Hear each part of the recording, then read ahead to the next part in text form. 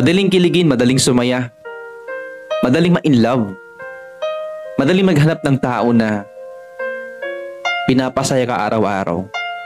Madaling maghanap ng tao na kapag gusto mo ng kausap, nandyan siya. Pero what if dumating na kayo sa time na nagkakalabuan na? Yung mga problema nagsisititingan na. Yung mga tukso nandyan na. At unti-unti nang nagkakalabuan ng relasyon yung dalawa. Mag-i-stay ka pa rin ba? Kapag ba dumating sa point na sobrang dami nyo nang hinaharap na problema, andyan ka pa rin ba sa kanya? Ilalaban mo ba siya hanggang patayan? Mag-i-stick ba kayo sa relationship nyo? Tuto pa rin nyo ba lahat ng mga pangako nyo? Bihira lang talaga makahanap ng taong seryoso. Madaling maghanap, pero mahirap talaga kapag mag-i-stay ka.